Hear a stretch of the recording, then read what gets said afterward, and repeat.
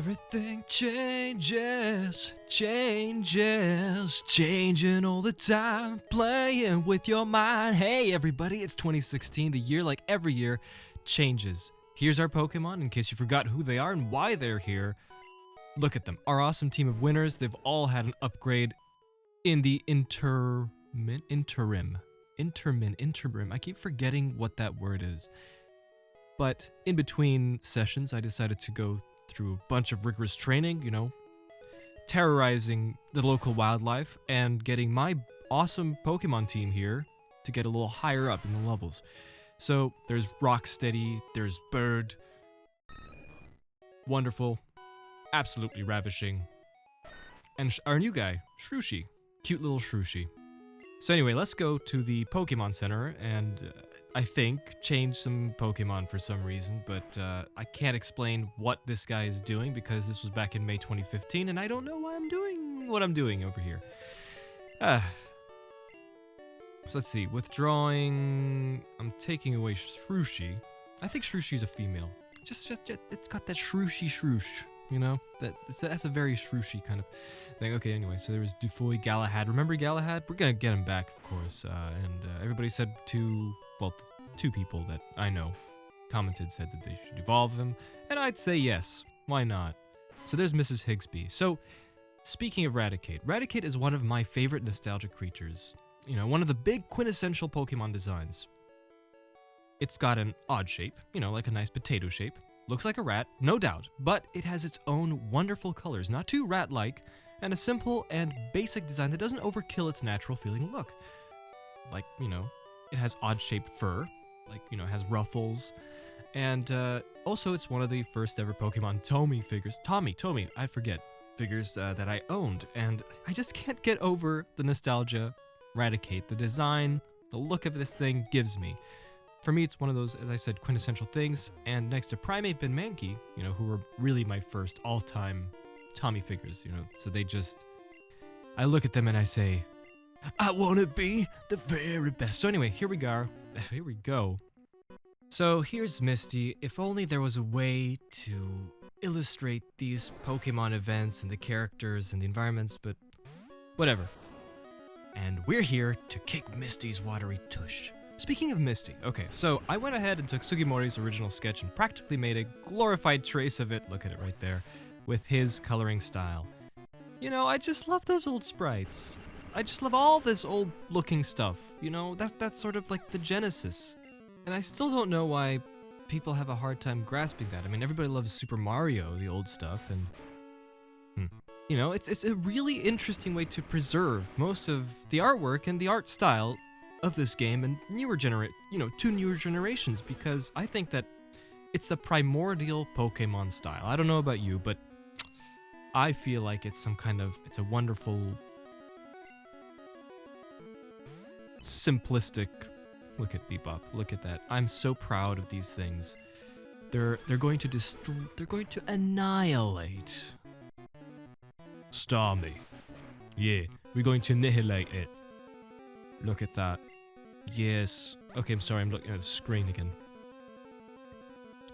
Yes, it is the primordial style. By the way, did you notice? I didn't notice. We're already at Starmie. Look at that. Our Pokemon are turning into a mean green elite team. Don't know where the green came from, but just bear with me while I continue to speak nonsense while I watch myself play the game from May 2015. Alright, so yeah, there we go. Woo! Thank you, Hyperfang. And Misty's defeated, so I'm gonna say so a lot. I noticed that. So I honestly thought I would have a lot more to talk about Misty since she's such an important character in the anime and her backstory is totally expanded, you know, in the anime. But hey, I really don't have much to say. I love how my character is going around dominating these two opponents we've had such a huge problem with in the last episode, and I'm just talking over him. Got a TM11. I'll definitely use it on Mrs. Higsby, I think that's Bubble Beam. Yeah, there's always these cool things that I liked. Oh, we have to definitely have a chat with this cool guy. I don't think anyone ever drew a picture of that cool guy. Standing there, you know, kind of stalking us, following us. and helping us on our Pokemon journey. And I think he could have been a really fun character that they could have used in the anime, kind of following Ash around whenever they're in a gym, and then he's like, "Oh, hey, what's up? Why are you here again? Look, you're the champion making." You know, I think that would have been quite fun to do. I like the tiles on what we have here. Now, I wonder, because of course I'm using an emulator, and of course I'm using a graphics filter, which I hope the 3DS version will be able to have, which I doubt it will, because it is Virtual Console instead of trying to build a new thing, like I talked about in the last episode. So, yeah, maybe on the emulator I'll be able to use a trading or battling emulation kind of thing. I don't think that even exists, but in any case, we're going to go and fight Aaron now for real, and we're going to, you know, he's going to die. Well, his Pokemon are. Nah, they're gonna faint. So yeah, I don't have a lot to say about the events that are transpiring. The events that are transpiring on the screen, but I will try to think of something that will be interesting to listen to while you're enjoying this fine quality programming. But yeah, it's really funny though to look at this and see how we're just dominating these guys. You know, we had such a huge problem with them in the last episode, and you know, I'm just talking over it, and you know, no big deal. Talked about Abra before. We're gonna catch one. It has to happen. Yeah, I don't think this will be our last rise to prominence moment, so there's gonna be plenty more to talk about while, you know, we fight our rival again. There's gonna be SSN, no problem. So anyway, as far as the Pokemon narrative in the games go, as I'm going to explain again, it's very linear. It's very simple, and I absolutely love how they created a story and world that is so, like, utopian and high-tech, but with plenty of room to have dramatic tales in its own fashion. And not only that, how we have this great structure of an official regional championship, you know what I mean? With monsters that you capture, befriend, and teach, and train, and fight others in a sport that go through little red and white balls in some kind of magical and or digital manner. You make them customizable and of course have a wonderful design to accompany it. And with that said, look at that. Aaron sent out Bulbasaur. And I'm gonna send out Birdie. Yeah. The brown and the green really look nice on the screen right now. So anyway, back in the day, we used to hang out with friends, and I actually used to have an unofficial Pokemon club in 1999 at some point. This wasn't the only thing we used to do in 1999 concerning Pokemon, but when I waited for my little brother to finish basketball practice at our school, back then, you know, there were other kids' siblings as well who were waiting for their own siblings, so we kind of made a strange little breakfast club kind of meetup every Wednesday with our Game Boys in the hallway, and we used to talk about stuff and trade and battle Pokemon. I'll talk about that later when we get to a more quintessential part in the playthrough though. So look at that. He's talking about Bill. He went up to see Bill. I don't know what kind of thing, what's the benefit of seeing Bill the Pokemaniac, but hey, I guess it's a big deal. It's like a Pokemon Red version, a Talking Cactus edition, if anyone knows what ROM hack that was. Anyway, let's see what else we can talk about while I play through this sub-quest. It's a primary quest.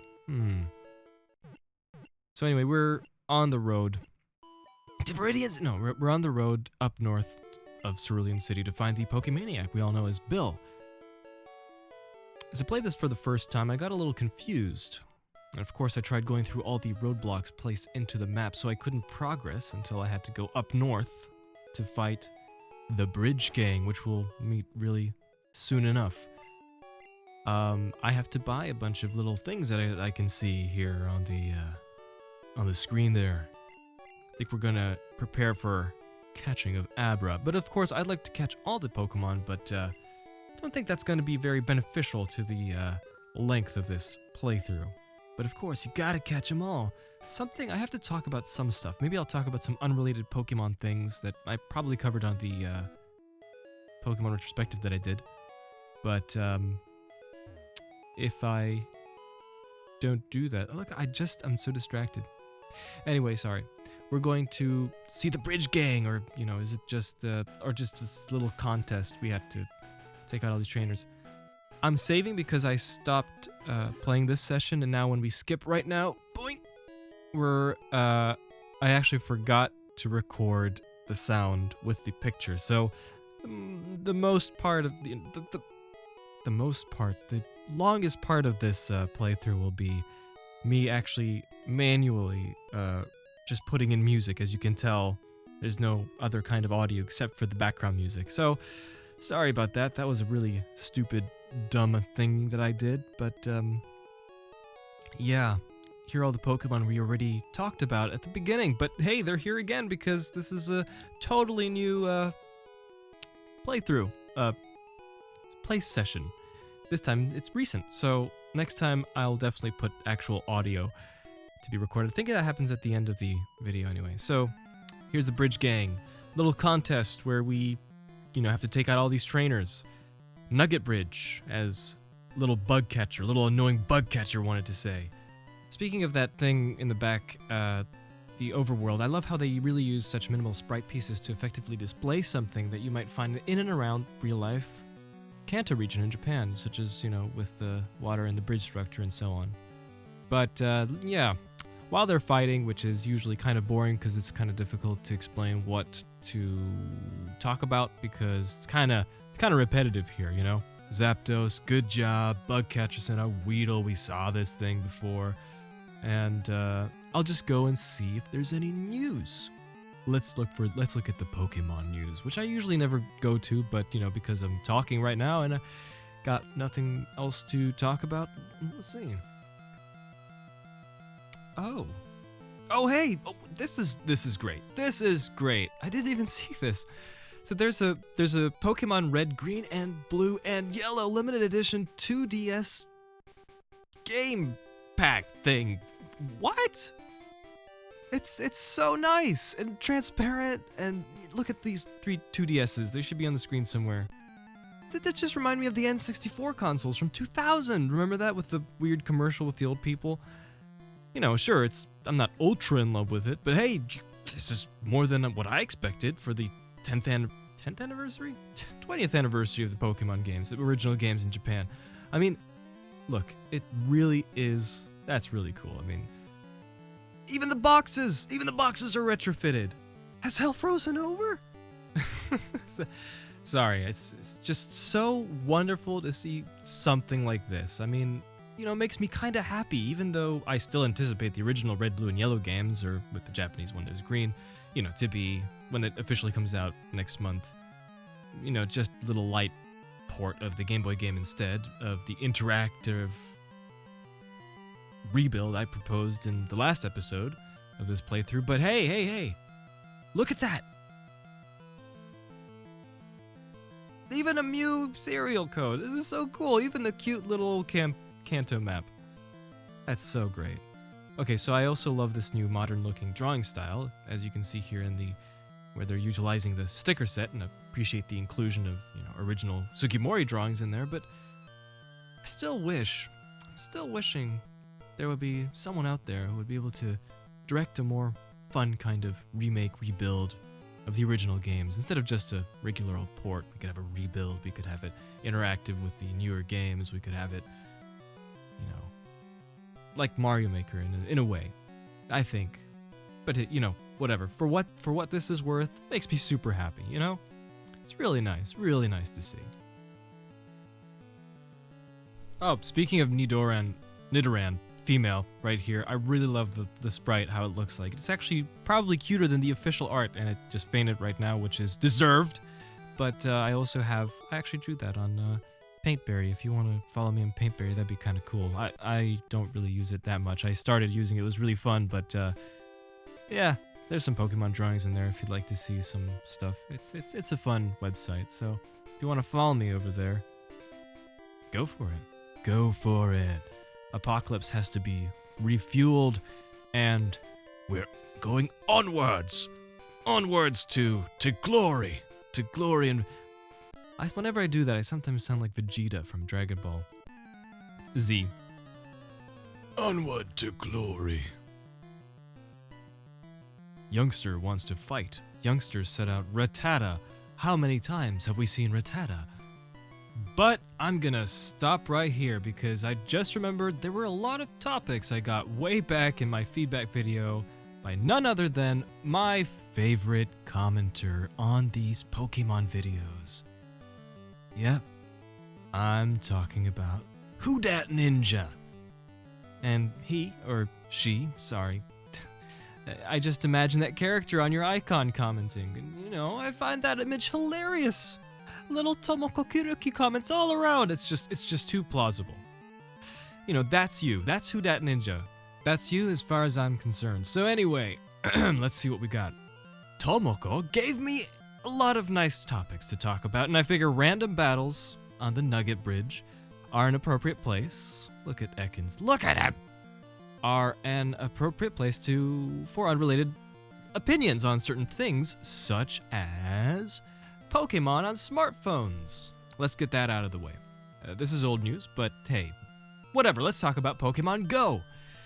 So, it's a nice idea, and I feel like it's just a natural extension of the Pokemon game design and goes well with the augmented reality trends these days. So, with Nintendo's actual collaboration and, you know, with other software companies for such things, it's quite a different step that they're doing. Because normally in the past, things would just kind of remain Nintendo as far as big games are concerned. I think, anyway. Now, I found the commercial. If you haven't seen it, I might link it on, but that's kind of silly because I don't usually do those things because not many people watch this, so there's no reason to link it, so you can easily find it. There's a commercial, and I found the commercial to be incredibly kind of over-dramatic, you know? With that score, it's, you know, unnecessarily melancholy, but, you know, that's the kind of thing modern commercials are in general, so I won't fault that. I know they're going for all the adults who were kids when playing, well, this game you're watching, that I'm playing, so I'm pretty much the target demographic, but I get a little reluctant when there's people who love Pokemon for the sake of, you know, Pokemon, much like any other franchise where people just love things unconditionally, which is, you know, it's a great thing. You know, that's great if you do. Maybe unconditionally is a strong word to use, but hey, look, we're fighting last. But yeah, you know, I love Pokemon, obviously, but, you know, I got my own thoughts about it, and I don't really do what other people do who are kind of nostalgic to it as much. So I don't, like, think everything is perfect in this game. I don't think everything is perfect at all anywhere, but there's always these ideas that I believe, you know, are great and perfect, but just as ideas, you start expanding it and elaborating on it, you can only go so far as perfection is concerned. But that's another story for another time. I did find the whole Mewtwo, if you watch the commercial at the end, you know, in New York City at Times Square, you know, the end villain, and, you know, that's kind of cool. I mean, I wish there was a moment like that, actually, where everyone, you know, is kind of like beating Mewtwo, you know, at the end of like a sort of like the crowd against, you know, the main villain, and he doesn't know what to do, just like it's shown in the commercial. I think that'd be kind of cool, you know? In a movie, if we could, you know, time travel or go to an alternate movie in the past, I think that'd be kind of cool. So yeah, I got poisoned, so I have to go back to the Pokemon Center in the game. Hopefully that's what it shows.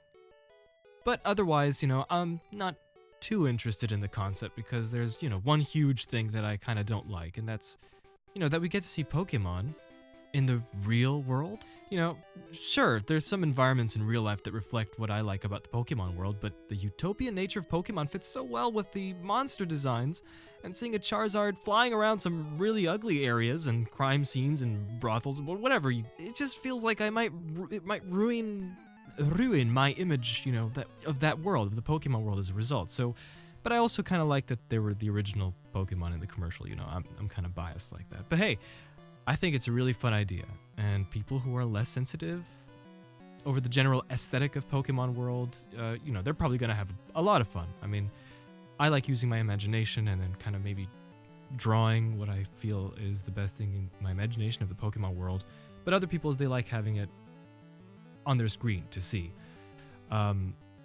As long as they don't break their phones or break themselves by falling off cliffs trying to catch Pokemon, I don't know. We'll see what happens, We'll see what happens. Also, there's this one place I discovered in this Dalmatian town next to the sea. Look, I took a photo of it. See it? Look at the photo. What does that look like to you? Exactly. A small local Pokemon battle arena. Dude, now you can actually battle there for real with Pokemon Go. And that's my advertisement for the day. Pokemon Go. Catch them all in real life. Well, I did my best. I have no regrets, they say. These guys are tough as nails on this bridge thing areas. Now I gotta go and fight the last guy. And he gives me a nugget. By the way, would you like to join Team Rocket? We're a group dedicated to evil using Pokemon. And we're from New York. Are you sure? Come on, join us. If only there was a prompt. Yes, no. I'm telling you to join. Okay, you need convincing. I'll make you an offer you can't refuse. Look. There they are. Rocket. And now we fight. And again, we are seeing this new trend coming along. Right after Mount Moon and right after people explaining to us that there's this evil that's been lurking about. These troublemakers, Team Rocket. And now we're seeing that they're actually really all around this Pokemon world, causing trouble, and we get more of an introduction to them. Also, he's having an Ekans, which, Jessie. She has in the Pokemon anime. Yeah. I always wanted to get an Ekans and Arbok Tommy action figure, but I never could. It's unfortunate. Maybe I do. I lost all my Tommy toys. I really don't have them anymore. I don't know where they are, and Bird is winning. Of course he's winning, because we're all pumped, fighting fit, 100% soon. Get the horn. You'll feel 100% soon, Pikachu. By the way, did anyone remember WTF Pokemon? Man, that was a great show. I really liked it. I think it was a perfect companion piece to when someone wants to rewatch old Pokemon episodes, and they can directly get on to WTFP and check out all the funny critiques and nitpicks on each episode. It was hosted by Yoko and Sword Hunter, who have a pretty large history of reporting gaming and entertainment news from way back before even Super Smash Bros. Brawl showed up, and they curated Smash forums and so on. They're pretty fun guys. Right now they're taking a huge break, but I really did like it, WTF Pokemon, and how fun it was to listen to and watch. And I might not agree with all their criticisms in the episodes, but I thought their character dynamic and their personas were so nice and great enough for me to actually ask when they took a first hiatus on their show if I could do the graphic design for them. And thankfully, after a year or two, and when they were ready to do it again, they were like, yeah. And I was able to help them with their layout, and later on, edit all their movie reviews, which they held at Youmacon each year. Now that was spectacularly fun to do, and I think it's worth a watch if you guys, in any way, wanted to see goofy episode-by-episode critiques of the Pokemon anime, which they completed all the way up to the end of the Orange Islands arc, so every episode, which is pretty phenomenal. And I helped them make all 5 of the first Pokemon movie critiques episodes, including the artwork and all that. I think they're really special, and I hope you can have some time off and maybe check them out. It's, too bad that their episodes weren't able to be posted on YouTube, but, copyright stuff. And since all of them were on Blip and that kind of tanked, they can all be seen on the archival link on Google Drive. Now anyway, this is a nostalgic area for me because in the yellow version you could get a Charmander up here, and it had some sad Pokemon trainer who just, the world was too much for him. Take my Charmander. Ugh. I think, right? This is the place. Nostalgic magic moments. So anyway, if you haven't heard about WTF Pokemon, I suggest, and also if you have a sense of humor about Pokemon in the anime so you don't take things seriously, I think you'll definitely like it. And people are talking about Bill a lot in this. Gonna see Bill? Crazy. I like the hiker. I don't know if that's a shadow or a beard, but I'm guessing it's a beard considering all the other later on, the newer sprites would actually show that.